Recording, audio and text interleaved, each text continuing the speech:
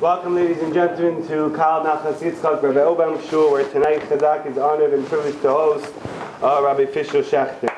Oh, yeah. Before we begin with tonight's event, just a few quick and important announcements regarding upcoming Chazaq events and programs. First of all, every morning Chazaq is involved with the Agar de Pirka program right over here. For men, that's from 9:30 a.m. to 11:30 a.m. Amazing shirim. Rabbi Savitsky gives a Gemara shir. My brother Rabbi gives a halacha shir as well at 9:30 a.m. every morning. And then at 10:30 a.m. there's various different shirim, including Rabbi Daniel Gladstein, Rabbi Noach Isaac Oelbaum himself, Rabbi Yitzchak Oelbaum his son, and a few other Rabbanim give shirim. So men, we encourage you to come. That's every single morning, 9:30 a.m. till 11:30 a.m. That's 2 hours. Chazaq is also involved with the night learning program in Kew Gardens Hills. Today they have a graduation over there, so we Baruch Hashem, the Shul was very nice to host us. So every night at 8:30 p.m. to 10 p.m. we have a night learning program over there we're involved with, and the men are encouraged to come there as well. For the ladies, every Monday, Chazaq has classes for ladies. Last week we had Pearl Abramowitz. Tomorrow night we have Gitti Margaretin. The week after we have Jackie Butone. The week after that we have Devorah Kigel. That's every Monday night at the Bet Gavril Center in Forest Hills. Please come, spread the word to all your friends. Tomorrow night as well, there is a major business networking event. Nothing to do with Chazaq. It's organized by the JBD, Jewish Business Development and Networking Group. For some reason, they asked me to speak. I don't know why, but I'm going to be the guest speaker. So whoever is looking to have some networking, to meet, greet, network, and build business relationships, this is definitely a place to be. That's going to be at Wing Wan Kosher Chinese and Japanese Restaurant in West Hempstead. It is a $20 admission for the Chinese buffet and other things. So you can see flyers all over town and in the Parsha papers and the emails about that. There's so much more to say. Okay, I'm going to try to do this fast, because you guys did not come to hear me, right? Tuesday night, the committee is being honored to have Mokil Cutler, the Rosh Yeshiva of Lakewood, come over here in Kew Gardens Hills. They'll be in the house of Mr. and Mrs. Bernie Shafrin. Here's the flyer. On Shabbos, we have the honor of having Rabbi Shustel in our community. We encourage everyone to go over there and support the yeshiva. Thousands of students. It's unbelievably amazing. Regarding new Chazaq programs, Chazaq started the Chazaq radio. Baruch Hashem, it's very much matzliach, and it's only in the beginning stages, and we can just imagine how great and amazing this can be. We have, on normal times, thousands of people. We have 8 different countries already, and it's just really cool to spread so much Torah in a different way. We're building shows. We have right now a Kasha show. We have Rabbi Schaefer from the Snooze. We have a health doctor. We have practical halacha. We have a lot of other great stuff. So check it out. It's online for now, chazaqradio.com. Eventually, in Mirta Hashem Yisbarach, we really hope to have it on air throughout New York City and the country and the world. And hopefully that will lead us to another project which we have in mind, is to start a Chazaq TV, where we'll be able to have 24-hour programming as well. What's the idea for this? Why are you doing this? You have nothing to do. You need. The truth is there's a lot to do, but I believe that this has a lot of potential, because if you want to read Jewish news, you just go open up Hamadiyah, Yated, Mishpacha, Ami, Bina, 510 Jewish Times, Jewish Home, Queen Jewish Link, all these other newspapers. But if you want to go online to read some news, you have Yeshiva Matzah and a few other websites. When it comes to listening to the news, unfortunately, it's only the secular sources. So Mr. Hashem will be able to put together a news, every hour, or weather, or traffic, or whatever it is. I think that'll be an amazing thing. We also have plans to have a kids hour, 5 to 6, or whatever time the kids come back from school. So it should be an amazing endeavor and program. So if anyone could help us out in any way possible, obviously financially is always an issue. So please come and see us. The new Chazaq magazine will be coming out at the beginning of July, which is around the corner. Anyone that has a business or a service that wants to be advertised, please come see us.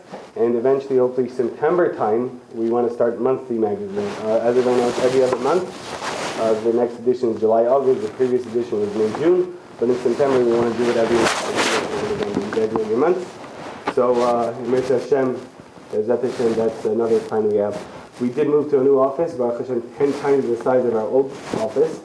And we have a mincha meeting there every day at 4 p.m. for all the men. We do need help with the meeting sometimes, but we have a meeting every day, but we just make it 13, 14, 15 people. So if you can get more, there is space for everyone. So that's 4 p.m. on Jewel Avenue 14124. It's on top of the old subway next to Hakar Moines. So that's 4 p.m. at the Chazaq office. That's it. Without further ado, it's my honor, my privilege to call upon Rabbi Fishel Schachter. Round of applause, please.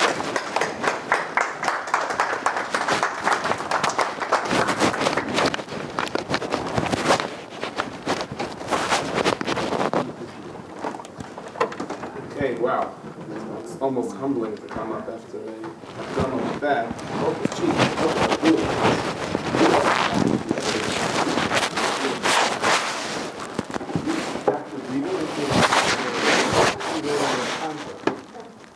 I think what's amazing about that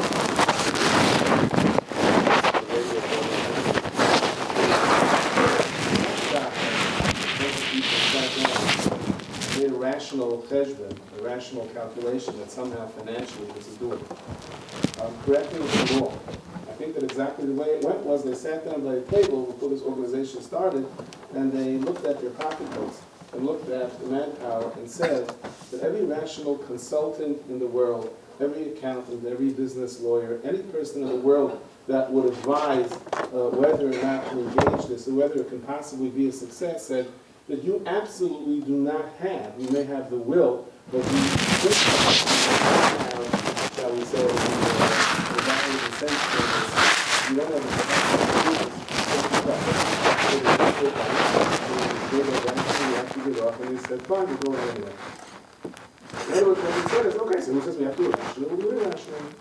Because after all, we're not working for ourselves, and that's why I think that there's a special bracha in Chazaq that kind of rides above the tide of other things. Because it doesn't work with rationale. It works with rationale. I'll do mine, you do yours, okay? And I think that that's the special bracha. And that's why you have this endless list, this ever-expanding universe, right? There's over 50 the universe is constantly expanding. Chazaq is the universe. It's constantly expanding. There's always new things.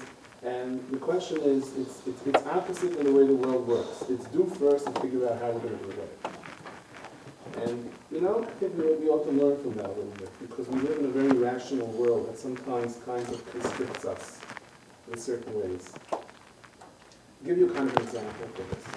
I wake up one early morning and my daughter is all excited. They're going on a graduation trip to Niagara, wherever they are.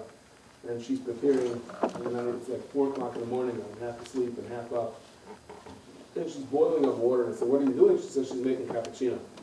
And I'm making cappuccino, I don't know, what's wrong, just regular coffee. And finally she's finished, and then when she's letting the water boil off a little bit, and then she goes and she starts adding ice to it. I said, what are you doing? She said, it's iced cappuccino. I said, if it's iced cappuccino, so why did you boil it to start with? And she looks at me in a nice way. She said, Tom, like, are you tired? And you maybe go back to bed, or like this rumbling in the front room? Like, this is how you make cappuccino. You first have to boil it, and you boil it up so that it blends in with the coffee and the chocolate and all the things that you're doing. And after it's boiled up, then you freeze it. Still not sure why you do it that way. But I do understand that there are things that I don't understand.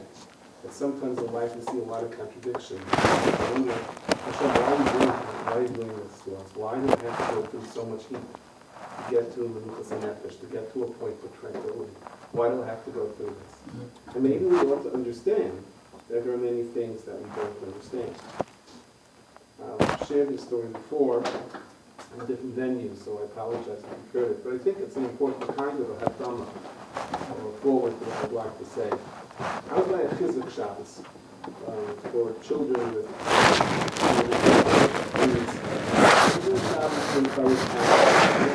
Shabbos in a hotel up north. It was really nice. And we went to the mikveh, Erev Shabbos. It's a hotel which is basically serves from people, so it's set up people with the mikveh. And normally you go straight into the mikveh from the outside in the summer. But because it was winter and it was very cold, so they opened up a door between the pool and the mikveh. So here I am, I'm running to the mikveh, and there's this big, nice, Olympic-sized pool. And I say to myself, let me go for a swim here a little bit. let me do it. I remember when I was young, 16, 17, I was taking these life-saving courses at 20, 30, 40 laps. So I said, oh, I bet I can do 20. So I jumped in and I did my lap and went panting out. Okay, and after the mikvah, I'm looking around and I cannot find, for the life of me, I can't find my yarmulke, I can't find my kippah. I don't know where it is. Well, people are trying to help me find it. We're looking underneath the bench, we're looking on top, we're looking all over, and can't seem to get a hold of it. So I said, I know what must have happened. It's probably that I jumped into the pool, not realizing that I was wearing my yarmulke or my kippah, and it's probably there. Sure enough, in the deepest part of the pool, right, this is a big, big pool. You know how pools go, they go down, down, and then it turns around and starts coming up? Well, in the deepest part of the pool is my yarmulke. Okay, like I told you, I'm not exactly an Olympic swimmer, but I have no other yarmulke. You know, shops with the shtreimel, which is the wool round hat. Do you ever try to sleep in one of those things? So I said, so I jump in, and I'm not a professional diver. It's like my jump. But there's a problem with that. You land on your feet, which means then you also have to begin bending down and lift it up, which at my age and weight is not always the easy thing to do. When a guy goes for a checkup and he gets on the scale and he's going, that's it's not going to help. You're not going to weigh any less. He says, it's not why I'm doing it. He says, why are you doing it? So I want to be able to see the numbers. Okay. So here I am. I'm like trying to bend over and kick up this yarmulke. And I started to leave it up here to be able to float to the top. And I was not very successful. And it's really getting closer to Shabbos. So finally I climb out and in walks a fellow, young man, Swedish young man. He's from the Mizamrim, the choir. And he sees me all dripping like this, says, what's with you?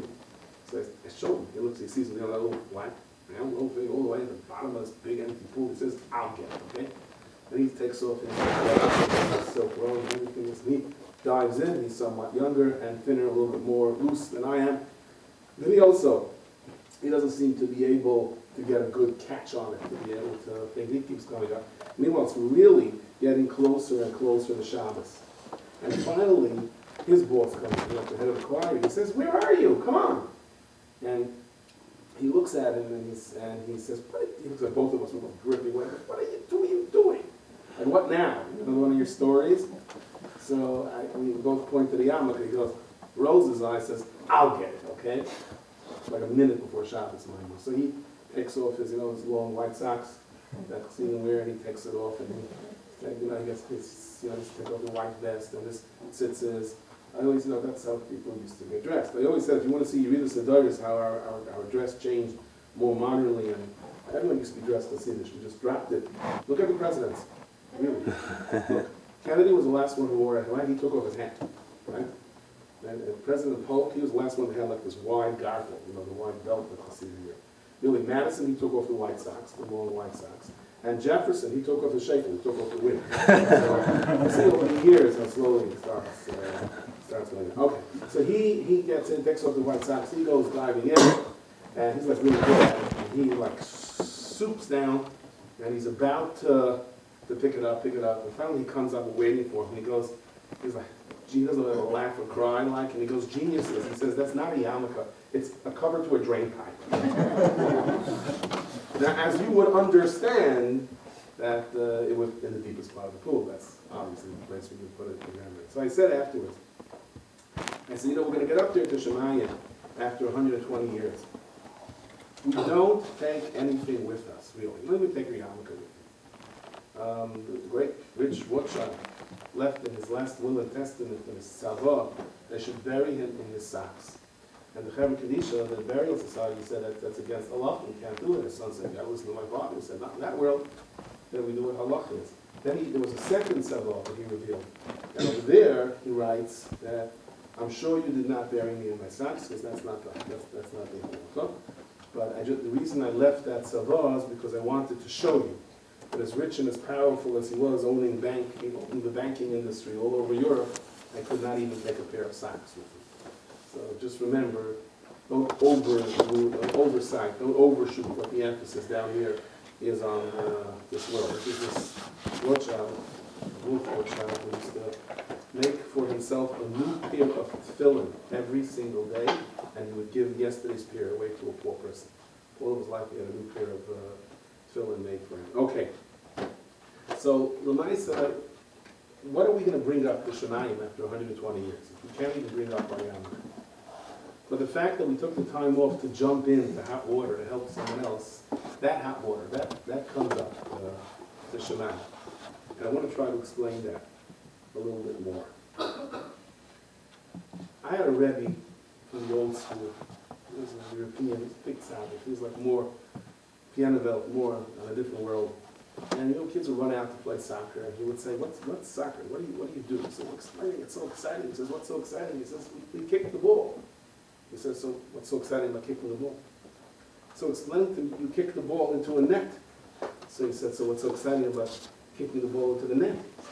So he said, "Well, there's a goalie that's standing in front of the net, and he's trying to stop him. You got to get around him, and you got to interplay and interlock and work in harmony with all of your teammates. And there's an opposing team, and that's the excitement to deal with the challenge." So he says it's really simple. All you have to do is put something into the net, and you have an opposing force against you. You have to work with the people around you to do it. Right.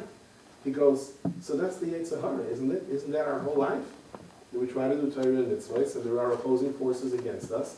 So how come that's not so exciting?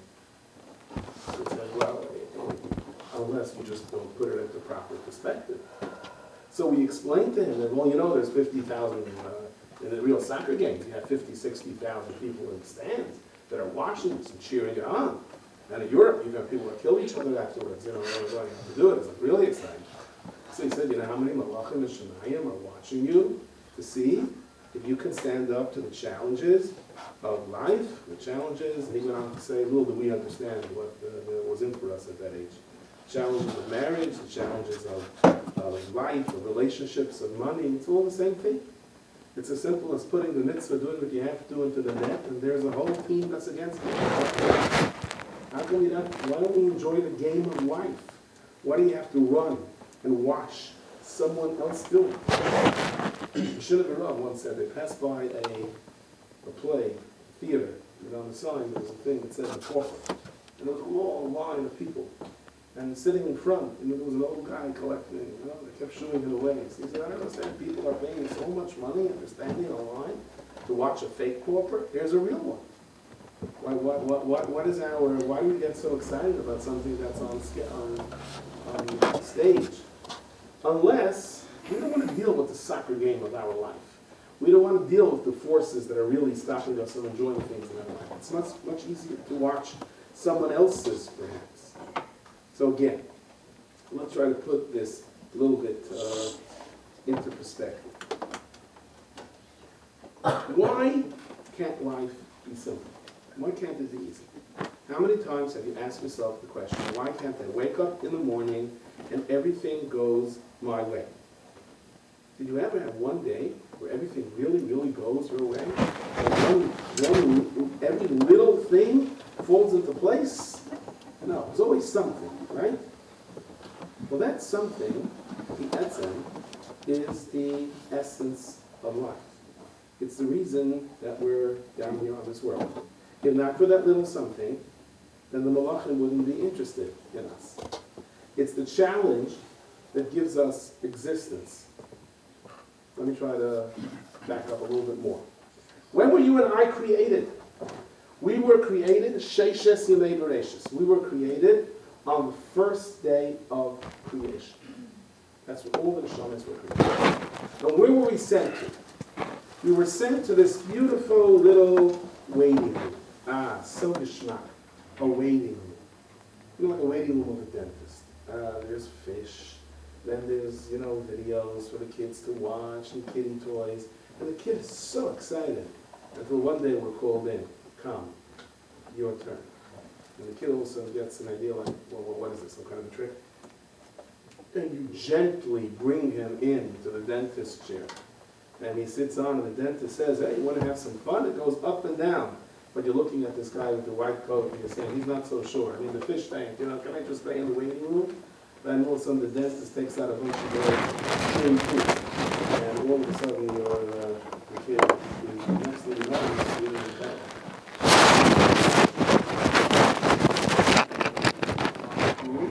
But then the father knows that he has to go through this process.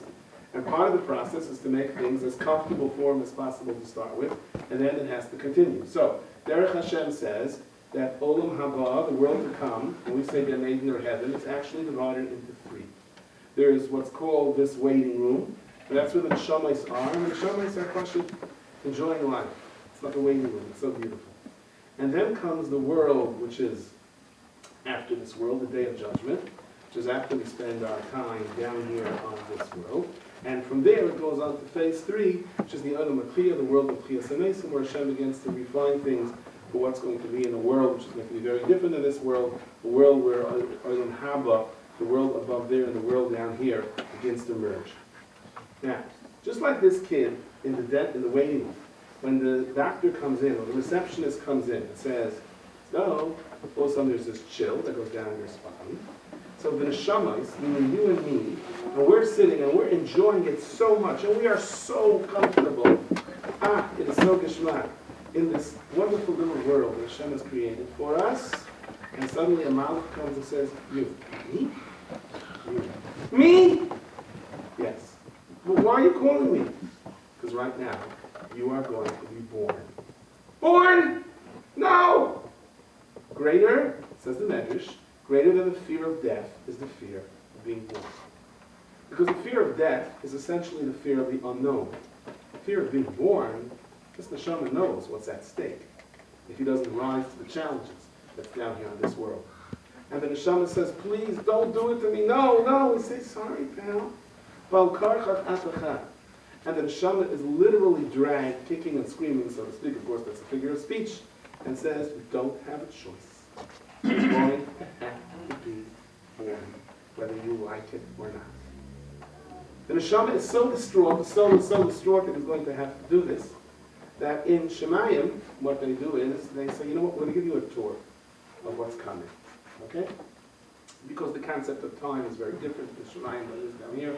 There's no past, present, or future. And basically, they show the child everything. They show him who his parents are going to be. They show him the house that he's going to grow up in. The whole 9 yards. Everything. And Zivula Basra. Until the last shovel of birth. It's all shown. And this kid is looking at this, and there's only one thing that they do not show the person. What's in the range of the person's what's called chira.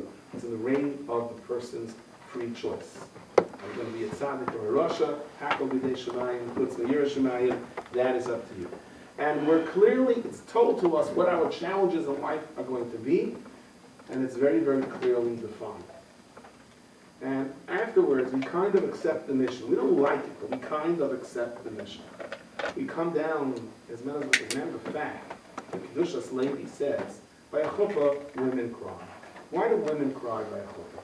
Men cry because they got the bill from the caterer. Why do women cry? I made a wedding recently, got this bill from the caterer, he sends it up, beautiful letter, I enjoy you, Rabbi, your shiurim so much, I enjoy your lectures so much, my whole family does, and now the other side was the regular rundown of the bill. But, business is business. Please come down to pay it. Also not letting the Chazaq out of the Yishuv or something. I don't know exactly. But anyway. So why do women cry? Says the Maharal that women are much more sensitive to the sublime. Women are much more sensitive to things. There's a concept that the Gemara says, and they see these neshamas coming down, and these neshamas say, what, these two kids? These two babies under the chuppah? This guy that's worrying about his cufflinks, and this girl is crying in tears because her flowers are falling and no one sees it, no one's straightening it out for her. They're going to be my parents, they're going to raise me. The Malach says, there's a Mahalach here, there's a connection here, there's a chain of generations that's going to go on, and then the neshama begins to cry. And the women that are much more sensitive to what's going on in the subconscious, so to speak, call it the twilight zone, whatever you want, they begin to cry along with this neshama.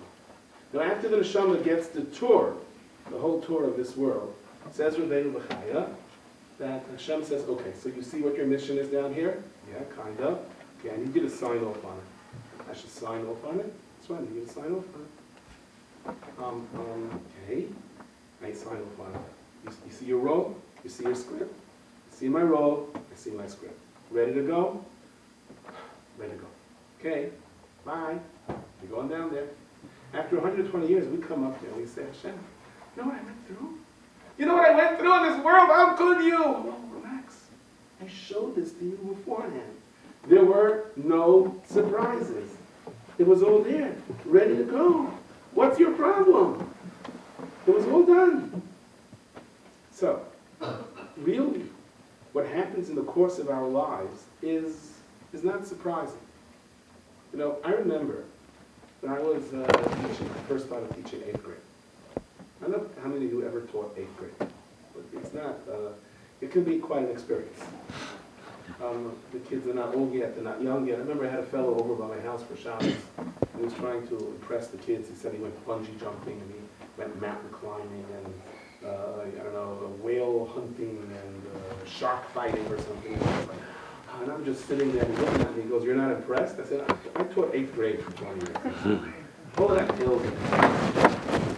So I remember when I first started teaching. So I had a very, and I was really,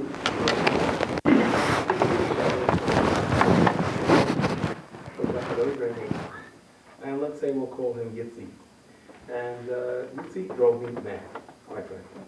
He had a tremendous temper. He was angry. He turned over his desks. That was the good part of the year. That was before he actually lifted his desk and threw it out the window. Or would close the light and go running in or running out. He would come in. He had a terrible temper and he was angry. And just to make matters really better or worse, so every once in a while I would get this call at night from Yitzi again. I would get this call from his parents. "Why are you picking on my son?" I'm like, "Oh my goodness. Why? My son says you're picking on him." And I'm like, you know, I said, "I'm not going to survive this here." That the level of his chutzpah was just going beyond. I said, I'm throwing it in the top. I quit. I can't. This is not for me. I can't take it. And somehow, and the whole class, oh yeah. Because once one guy does it, and you know, and there were times I just couldn't teach. He would just literally take his desk and ram it up against the wall. And if I dared say something to him, there was always like, "How come that's the problem today with education. You yell at the kids, there's no love for them, there's no caring for them." I said, "I'd love to care for him. How can you care for someone there's a desk flying at your head?" Well, you're out of control. So at the end of the year, I submitted my resignation. I said, "This is not for me." And I said,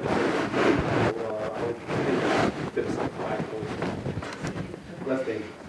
So I had a principal, very, very smart. He said, "This has not been a better experience for you." Really. Yeah, this was a perfect experience. I'm telling you, you're going to have a good year next. And he gave me a book to read. And the book was a book about discipline, and the name of the book was something to the effect of like The Broken Record. And the way it worked, basically what it said was that when you try to discipline a child, let's say you say to a child, "Okay, please go to the principal now." The kid says, "No." I said, "Leave the room, go to the principal." "No, I'm not going. What are you going to do about it?" I said, wait a second. "That's the way you talk to her already? I said go to the principal right now." "Well, I'm not going. What are you going to do about it?" "You don't talk to me now. You don't talk to me that way." No. Who won? So he says the kid won. I said the kid won. Because when push comes to shove, there's nothing much you can do about it. Right? Now, he says, "Where was your mistake?" It's only a second. He said the mistake was that the first time the kid said, "No," you were shocked by such chutzpah. What? The blood is boiling. Once you were shocked, you had it. You're finished. You're kaput. Once you were shocked, he knows, I got him. And you start squealing.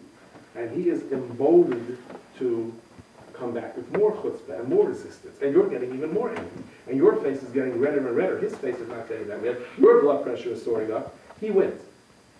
So he claims it should go this way. Please leave the room. "No, I'm not leaving the room. Wait, I'm not leaving the room." You can't tell me what to do. My father's head of the board of directors. I'll get you fired. Right? I don't know if he's leaving the room. He says, sooner or later the kid will get up and leave the room because he sees he's not getting anywhere with his. You're not shocked. He says, eventually the kid is going to get it. I said, this works? He said, try it. So I was teaching in a day camp that summer, and I was actually trying it. And it was working, with the exception of one case. This kid climbed into the garbage can. Get out of the garbage can. No. Get out of the garbage can. No. Make me. Get out of the garbage can. No. Get out of the garbage can. No. Okay. I'm going to run this experiment to the ground. You know? Get out of the garbage can. It won't work. I read the book. It was on your desk, he says. Yeah. So don't leave the book on your desk, okay? But what happened afterwards, what happened the next year, was very interesting. It really wasn't what the principal was saying was going to happen. They had to persevere. The class came in, and I had a great year. The greatest year I had was the second year that I taught. It was the second year that I taught. And what happened was, when the kid got up, and he tried to be a mechutzav. He tried to be, he would say, I'm not going to open tomorrow. Everybody waiting for me to go, how dare you? You know what I went through? You don't even know if you're trying to misbehave. You don't even know what the word misbehave means. And what happened was, because I was less surprised, so he stopped doing it. And eventually, I had control of the class, and I was able to get my message across, and we all ended up really enjoying each other, having a very, very great year. And I met this Yitzi in the years, now fine young man, married, and he was telling me, can I have some advice about how my kids, they're a little, welcome to the club, Yitzi. And I said, you know, you don't know who you were. Now, what's happening is that basically what happened between year number 2 and year number 1 was, I have a mission into complex, advanced scouting. Just challenge my authority. If I don't prove my authority, this class is going to fall apart. And if this class falls apart, then the other class will fall apart. Then I'll lose my job. Then I'll pay the mortgage. Then my house is going. I was going, whoa, way off the cliff. Success is beyond. Let me do my attitude. Let me do yours. And when we come with that attitude, which launches Chazaq, hey, we're going to do what we think is right. And I know that there are no guarantees you're going to get it straight. So you know what happens? Then the Rabbi Shalom says, okay, you admit you can't do it, you're just doing yours? Okay, let me do the rest. Then the blood pressure in your life, the frustration in your life comes down. And I've heard it from Rabbi so many times. He would tell me, I'm trying so hard with Shalom Bayis, and it's not working. He says, it's not your job that Shalom Bayis should work. Your job is you do the right thing. You act like a match. Yeah, but it's not my... You act like a match. He says, you know, I want to divorce my wife. It's kind of bad. We don't listen to doesn't respect me, and I can't think of this. We're going to try one more thing. What? He says, name change. Name change? Yeah. I'll let you divorce her, but it has to be a name change. What are you talking about? Well, I have Sarah. I married you. Right. So I married a Chaim to the voter. I'm not going to divorce you. But if you want to add a name to the voter, over the Leah, then I can divorce you. That's a different one. What? The wife's talking about. He comes home and he's screaming. His wife says, I'm going to divorce you. Good. I wish. All right, we have to change your name. I'll do anything. So he comes back. He says to Rosh Shiva, okay. So she agreed to change her name. Yeah, but it has to be. You can't just change your name on paper. It has to be that it's in your heart. It has to be in your bloodstream. Yeah, it has to be a natural reflection of that name. What should I do? Every morning I have to say, good morning, Rabbi. Can I help you with anything? And at night you say, good evening, Rabbi. Everything okay? How was your day? And yeah, you know what I say to her? She starts yelling at me. She says, none of your business. We have to do this for 30 days in order to get the results. I'll do anything. And he wakes up in the morning, she's angry, and leaving his pajamas, hanging from the chandelier or something, and I have to burn coffee downstairs, and good morning, Varlea. How are you? Good evening, Varlea. Suffice it to say that after 30 days, they came back, and the last thing they had on their mind was a divorce. All as well. Why? Because he was trying so hard to make peace, to try to change her, that he wasn't going to be successful, because we can't change people. And all of a sudden, when he had a very defined mission, I have a mission, let me do what I have to do, and let the rest fall into place. That's an acknowledgement to Rabbi Shalom, I need you. I have no guarantee in my life, I can't control my life, I don't know what's going to be. I do mine, and you do yours. How come it is, why is it, that children are so happy?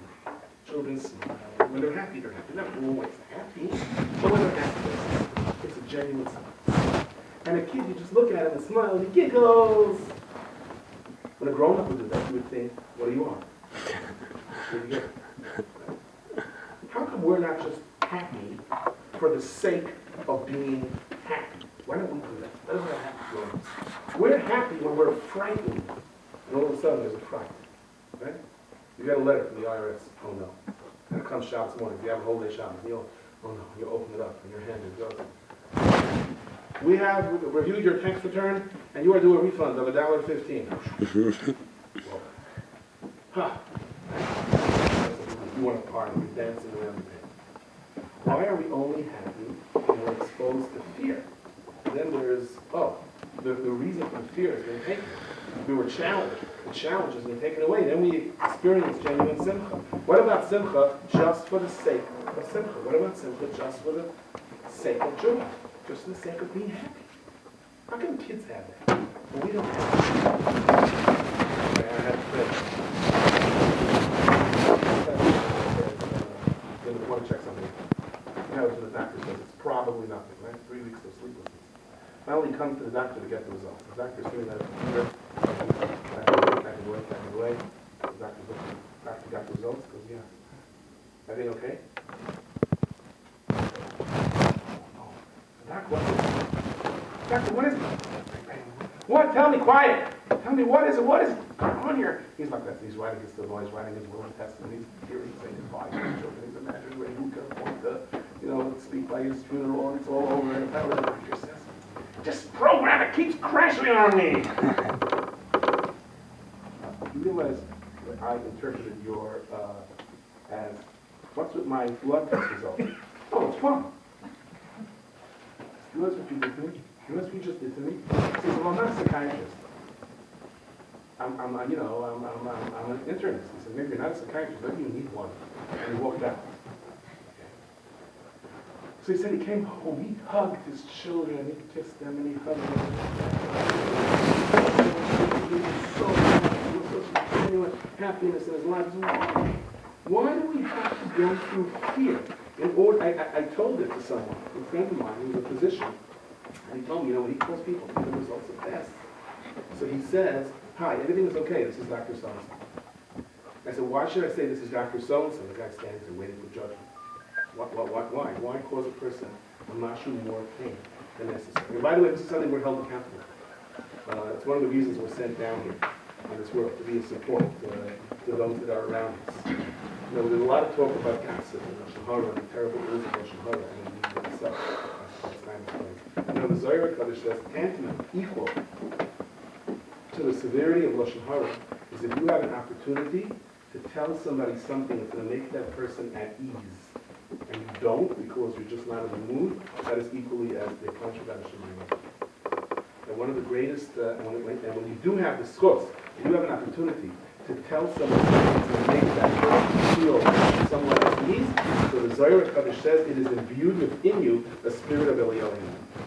So on my side, I wondered about this. Why is it that young little kids are just giggle for the sake of giggle? Right? Also, the kids sitting on a train, giggling, smiling, starts giggling. Why is he happy just for the sake of being happy? Just for the sake of being alive? And why, when we're older, does it take a crisis to make us happy? Why does that happen? So I'm in Yerushalayim, and I'm walking this past summer, and they have these things. They have these, they're like, for disposed for recyclable, don't recyclable bottles. So imagine a bunch of, the Israelis that jump that sold into plastic bottles, but this hard. Try to imagine a cage like this. And you have like 10 Yerushalayim kids in their knickers, and they're jumping on this like 5 feet high of plastic bottles.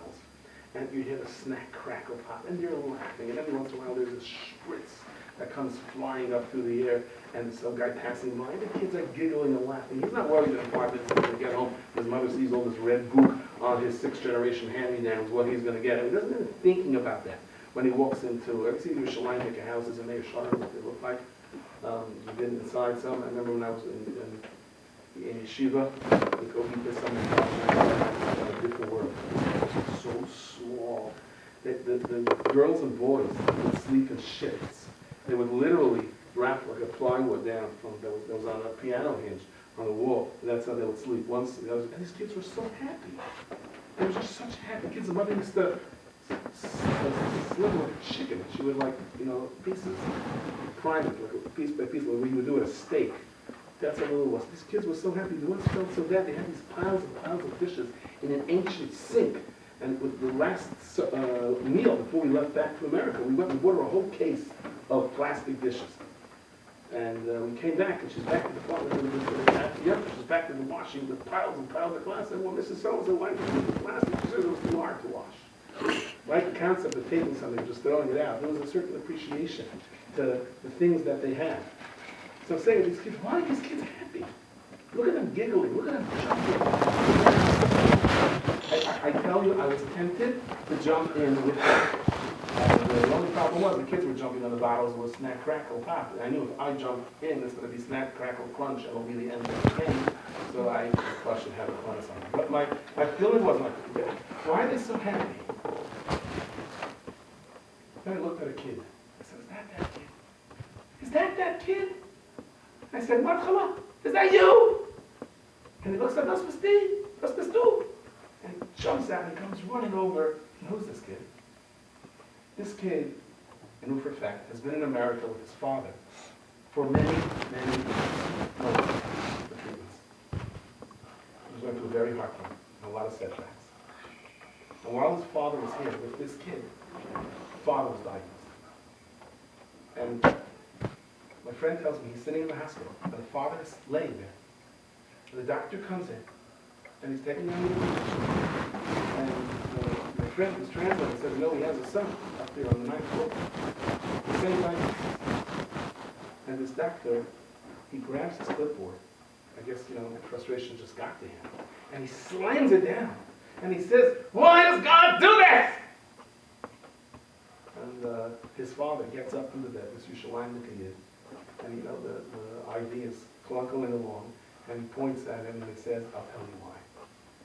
He says, I don't know why, but I'll tell you what I think why. He says, because last month I was with my son, and the doctor came in and gave me the results of the tests. And the doctor didn't understand the thing, and the doctor's trying to explain it in English, but that didn't help us get to understand it in English. And finally the kid asked one question. For the next 3 months, am I going to live? I told him, yeah, for the next 3 months you're going to live. And the kid goes, Baruch Hashem, and he dances up and down. He said, maybe God needs more appreciation for life in this world. Maybe that's what oils the world. This kid is jumping up and down in the bottom. Like he has no worry in the world. And he's running over. And they're not just curious. Why do we lose it when we get older? So, the Brisker said, the children come from an element of simcha. When kids come down to this world, in their subconscious, they still have that map that God gave them. That this is why you're down here on this world. This is where you're going. This is where you're going to follow through. And there's a certain simcha sachayim that they have. Okay, I have a very defined journey. And my journey doesn't mean I have to make money. And the journey means I have to do what I have to do. Yes, part of what I have to do is support my family.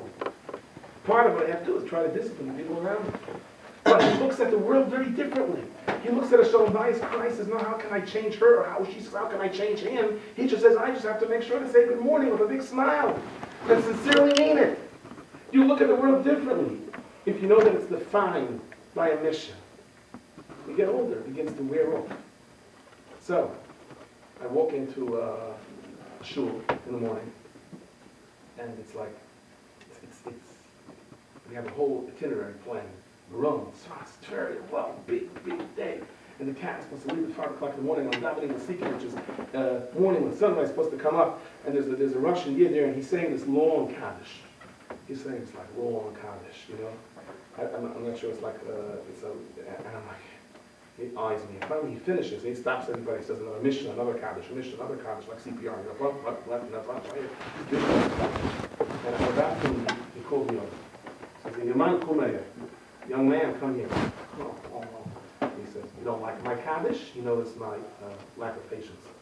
I said, no, I love your Kaddish, just that I have this whole day planned, but the Kaddish already, the meters already loving it. And you know, he says, you know who I'm saying Kaddish after? No, that's no Kaddish. I said, oh no. He's going to tell me he's saying Kaddish after his only son that died in the war. Oh my God, I'm going to feel like an idiot. He says, I'm saying Kaddish after Shimon. Do they say Shimon is? You know who Shimon is? Oh, cool. He says, Shimon was my friend. Okay. Not that happy his friend passed away. When he passed away? 98. Oh, never. Okay. He says, wait a second, you in a rush? Yeah. Sit down. Okay.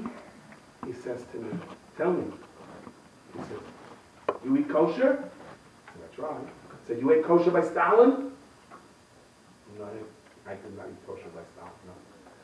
Thank God they never had the opportunity to meet the mass murderer of 24 million people. No, we just didn't cross paths in their life. He says, Shimon ate kosher by Stalin. He says, you're Shomer Shabbos? Try. You're Shomer Shabbos by Stalin? No. He says, you put on tefillin?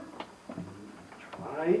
Did you put on tefillin by Stalin? I said, these will go through all 613 minutes. I said, I'm really going to get, I got to get out of here. So he says, come in. He says to me, Shimon, all that, you know Shimon?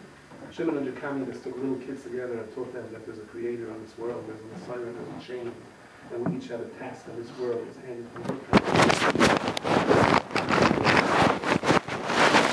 it's called, we were sent off to Siberia. You know what Shimon did in Siberia? On Shabbos, especially the time of Shalosh Seudas, he gathered everyone together, and we sat in a sub-basement. You know what we did over there? Sang all the Shabbos Mirais. Shimon stood there with a watch. He said, we gotta go. No. He said, we wait for 72 minutes after sunset. According to me, that's the end of Shabbos. So we sang till then, and we ran for our lives, because we would have been caught over there. You can't send them much further. We didn't suffer for the polar bears afterwards. He said, Shimon made it to Eretz Yisrael after 10 years of imprisonment and singing every Shalosh. You know when Shimon died, the day of his birthday, when he was 98 years old. So because Baruch is Mamalish and saying Shalosh, they live up to the date. You know when he died, the day of his birthday, at the end of his day, exactly 72 minutes after sunset, when he died. Hashem waited for that last minute. So don't rush me when I say Kaddish for Shimon. So I figured this guy must have good stories. So I said to him, what did you do by Stalin? He looks at me and says, whoever says Kaddish after me, ask him.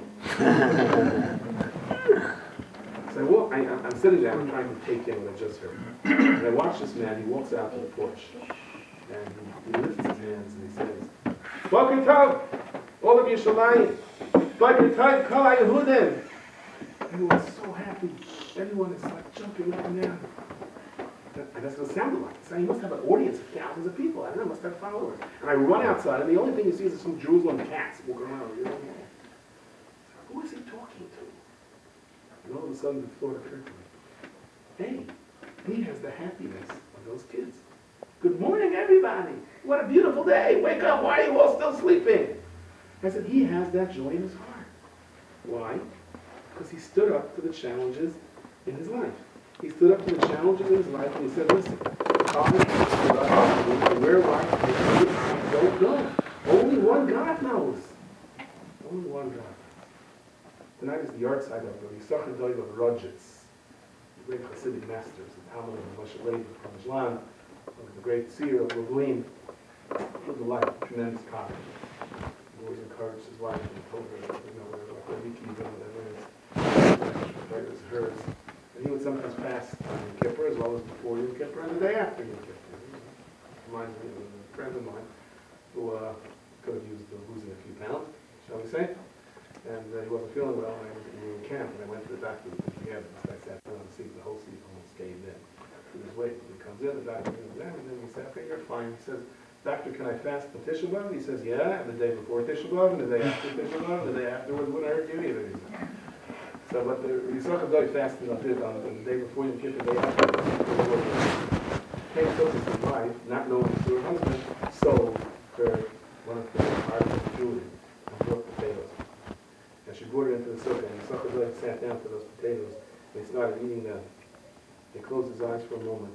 After he thanked his wife for the great sacrifice, he said to himself, he said, Berula, he said to himself, you're not sitting in the sukkah, now you're sitting in these potatoes.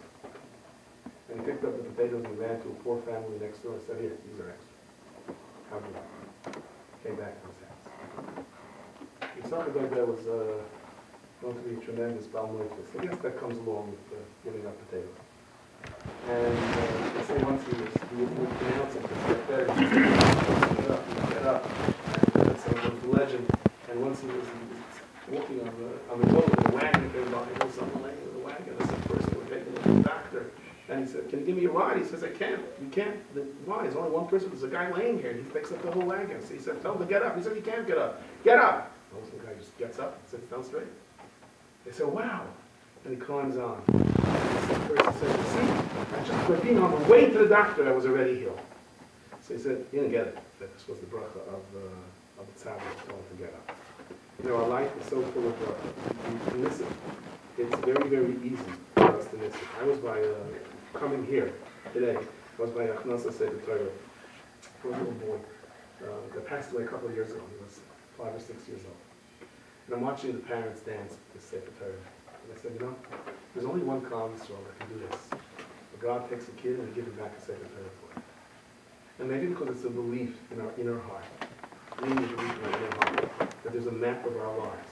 As much as things are ununderstandable down here in this world, and nobody is immune to pain and frustration, but in the back of our minds, if we really believed and understood that there's a chart that's following through, and that our life story is in the Torah that we read. Because that's what it says. Yisrael is Rashi Tevis Yesh Shishim Rivi Oisis the Torah. There's 600,000 letters to the Torah. Maybe if we really believe that in the depth of our heart, when you understood it, it's very easy to forget that we have permission.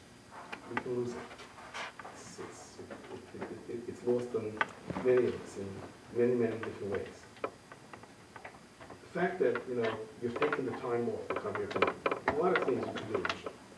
So what you're saying to the Rebbeinu Shalom is, regardless of what you heard tonight, what you're saying to the Rebbeinu Shalom is, listen, I want to make this work. I want everything within my power. And it's not my concern. You know, somebody had a friend who's a programmer.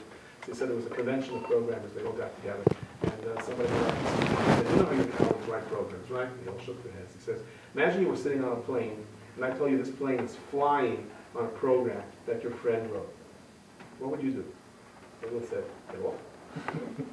And one guy said, nah, I would sit back and relax. He said, you have such trust in your friend's program on the road? He says, I'm not worried about my friend's program. You're not worried about the plane crashing? No, why not? The plane's not going to take off, he said. So maybe if we knew that our job in this world is to write the program, where the plane has to go, it's not in our hands. Would life be a different kind of a life? Maybe that's a Kabbalah. When he said that the shear is should be Yeshua for the 3 points of captivity. One can only imagine the pain of parents, the pain of the family, the pain of these children. I know what it's like. I can tell you that I once took a taxi from the Kaisel. And we got into a cab, me and my wife. I hailed the taxi and I looked at the man. I was doing the stuff as reading something. It did not look like it was a Belzer Chazaq. I said, we should get out. I said, no, it was one of those old Mercedes, and it's so long, it's like 4 or 5 seats. Yeah, we're okay. You know, and and he said, nobody else, we wanted to go to Marcel Pela, nobody else wanted to go. They were scared because we were right. So he said, he's going to be not concerned. So we're driving, and good old Mustafa was getting upset, and he says, oh, we stole Jerusalem from him, we stole the land from him, and on and on. And I'm like fighting with him, and I'm really enjoying this. And wife is saying, stop it, stop it, stop it. And as we're getting closer to Ma'arsa Machpelah, I see a big sign that says Ma'arsa Machpelah to the left, that says Chevron to the right, and he turns to Chevron. I said, where are you going? He said, he knows a shortcut. I don't like the emphasis in the word cut. And, I don't know what he was doing. To this day, I don't know what he was doing, but it was getting quite scary. At one point, we pulled into some kind of a roadblock, and the Palestinian police surrounded us. Palestinian police. It's like a misnomer. Wasn't very, and all of a sudden we were just surrounded, and they came out and they were holding knives and they were holding guns. I think, like, I said, I think, we give a mission brura to our mitzvah boy. They got like a rocket propelled grenade.